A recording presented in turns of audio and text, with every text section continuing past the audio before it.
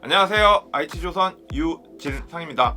안녕하세요. 법무법인 바른의 한서희 변호사입니다. 제가 오늘 유난히 제 이름을 띄엄 이렇게 말씀을 드렸는데 이름을 정확하게 전달을 해야 된다고 하더라고요. 그래서 네. 조금 이제 바꿔가고 있어요. 네. 네네. 오늘 테크로 얼마 전에 뉴스를 보니까 해외에서 이제 테슬라 전기차로 유명하죠. 네. 한 직원을 상대로 기밀 유출 혐의를 적용을 해서 고소를 했어요. 회사에서 이 개발자들 고소하는 게 좀 잦은 일인데 네. 유독 테슬라라는 기업이 직원을 상대로 고소를 했고, 또 우리가 일전에 테크로우나 소송 열전에서도 기밀 유출에 대해서는 좀 많이 다뤘던 내용이잖아요. 이번 소송에 대해서 좀 간략하게 좀 설명을 좀 해주실 수 있을까요? 소프트웨어 자동화 전문가인 어떤 직원이 약 6천여 개 이상의 스크립트랑 코드 파일 등 기밀 파일을 빼돌린 혐의로 네. 지금 테슬라로부터 고소를 당했고, 그와 관련된 사건이 이제 캘리포니아 북부지방법원에서 2021년 2월 4일에 재판이 열린다고 합니다. 테슬라에서는 내부 조사를 했는데 메인 파일 저장소에서 수천 개 파일이 발견됐다. 그리고 파일을 파괴하려는 시도까지도 포착했다라고 이렇게 발표를 한 상황입니다. 근데 다른 곳으로 보냈다는 것은 아직까지 확인하지 못했다라고 발표하기도 했습니다. 이게 다른 데로 보내졌으면 사안이 좀 더 확대되는 건가요? 미국 법률상은 잘 모르겠지만 우리나라 법률상으로는 자기가 개인 저장소 같은데 빼돌린 거랑 네. 제3자에게까지 기밀을 제공한 거는 별개 범죄가 성립될 수 있어요. 영업 비밀 유출이 되면 이제 세 가지 범죄 행위가 문제가 될 수 있는데요. 네. 업무상 배임이 될 수 있고 부정 경쟁 방지법이 될 수 있고 산업기술 유출 방지 및 보호에 관한 법률 요거에 위반될 수 있거든요. 우리나라 같은 경우는 과거 판례들을 살펴보면 이제 개인 저장소나 클라우드의 보안 규칙에 위반해서 올린 경우, 네. 퇴사자가 퇴사하면서 올린 경우에는 업무상 배임이 인정됐어요. 그렇죠. 유출이 되면 그 나머지까지도 인정될 수가 있고. 내가 일단 클라우드 산이나 뭐 저장소에 올려놓은 것까지는 배임으로만 적용이 네. 되고, 그 다음에 이게 다른 기업으로 넘어갔다는 증거가 포착이 되면 네. 그때서야 이제 나머지 영업 두 개에 대한 영업 비밀만 적용인가요? 산업기술 유출 방지 및 보호에 관한 법률상으로도 이건 국외 유출이나 뭐 해외 유출 시에 더 가중되는 것이 있어서 네. 이런 것까지 포괄적으로 적용될 수 있어요. 기존에 우리나라에서도 기밀 유출이 상당히 많이 됐고 문제가 되고 있잖아요. 특히나 중국 기업에 이직하면서 이제 이런 서류들이 좀 빼가는 경우들이 좀 많은데 네. 그 증거 잡기가 상당히 어려울 것 같아요. 그러니까 가져간 것까지는 그렇죠. 오케이 인정. 네. 이거는까지는 파악할 수가 있는데 이게 전달이 됐냐 안 됐냐는 사실 저쪽까지 조사를 해야 되는 상황인 거잖아요. 그런 거까지 검거하는 경우가 흔한 경우인가요? 흔하진 않은 것 같고요. 근데 테슬라 건으로 다시 네. 돌아가서 이게 납품 과정에서 기술 자료를 탈취를 한 건가요? 어떻게 되는 거예요? 밝혀지지는 않았고, 아마 자기가 납품하거나 이런 게 아니라 이직할 생각으로 빼돌리거나 다른 데 사용하려고 빼돌린 걸로 밝혀진 것 같아요. 네. 보안 지침 위반이라고 이제 테슬라에서는 발표를 했고요. 납품 과정이나 이런 경우는 보통 대기업에 중소기업이 납품할 때 대기업에서 기술 탈취를 하거나 이런 네. 건데 이 네임드가 됐잖아요. 네, 테슬라 네, 네. 같은 경우는 뭐 마치 삼성전자 이런 회사들에서 직원들이 중요한 기술 취급할 때 이 이직 같은 거 하게 되면 이제 의심을 받거나 할 수 있는 것 마찬가지로 네. 테슬라도 이제 그런 경우인 걸로 보여야죠. 퇴사자들이 기밀을 가지고 퇴사하는 거를 막기가 사실 보안 대책은 다들 마련을 네, 해놓고 네, 있는데 이거를 막기 좀 쉽지는 않을 것 같아요. 경쟁 업체에 취업하지 않는다 네. 이런 내용이 경업금지 약정이고 이런 약정을 거의 다 체결을 해요. 하는데 이 조항도 사실은 이런 계약도 잘 체결을 해야 되는 게 법원에서 이 계약서 내용 그대로 그 효력을 인정하지 않는 경우도 있어요. 아 그래요? 네. 뭐 특별한 이유가 있나요? 왜냐하면 어떤 사람이 다른 직업으로 바꾸거나 회사를 그만두고 다른 회사에 가는 건 직업의 자유잖아요. 그렇죠. 그래서 이게 헌법 15조에 규정되어 있는 직업의 자유를 침해할 수 있기 때문에 뭐 예를 들면 경업금지 약정이 10년이다. 네. 이러면 이건 말이 안 되잖아요. 그렇죠. 이거를 유효한지 여부를 판단하는 그런 몇 가지 기준이 있습니다. 전에 말씀하셨던 게 기억이 나요. 기간을 줄이고 있다라고 네, 그때 말씀을 하셨었죠.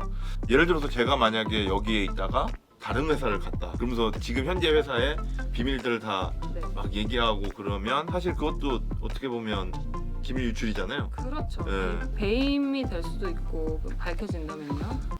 그런 근데 머릿속에 든 거야 뭐. 아 그런가요? 어려워요, 사실. 머릿속에 제가 든 건 맞기가 생각엔 그래, 어렵네. 제 생각. Hey, don't even worry about it. 그래서 경업금지 약정 체결한다고 생각해요. 국내에서도 좀 그렇게 하는 편이에요? 웬만한 이제 기술 전문 회사들은 굉장히 이런 약정을 많이 체결하고, 네. 근데 이제 또 중소기업 같은 데는 법률적 지식이 좀 적은 경우가 있어서 막 너무 과도하게 5년 이상의 기간, 7년, 10년 이렇게 설정하는 경우가 있는데 네. 그런 경우는 효력 자체가 부정될 경우가 많아요. 그래서 그것 역시도 잘 체결을 하시고 하실 때는 또 얼마 정도의 퇴직금 내지는 손해배상금 명목의 금액을 같이 지급하시는 걸로 약정하시는 게 오히려 약정의 효력을 유지하는 데 도움이 됩니다. 경업 금지 약정을 체결할 때 이직하는 사람 입장에서 쓸 때와 네. 또 그거를 회사 입장에서 쓸 때 네. 각각 주의해야 할 점들이 좀 있을 것 같은데 네. 가이드를 좀 제시해 주셨으면 네. 하는데요. 기간을 너무 길게 하면 오히려 효력이 부정될 수 있다. 그래서 1년 내지 2년 정도가 적당하고 네. 어떤 경우에는 업종에 따라서는 그 장소적 제한을 두기도 해요. A 동네에서 유명 강사가 바로 옆 학원에 이직하면 뭐 그런 경우 있을 수 있잖아요. 그렇죠. 그러면 학원생들을 다 네, 뺏기게 되니까. 네. 그런 경우는 지역 약정도 몇 미터 안에 몇 키로 안, 어떤 구 안.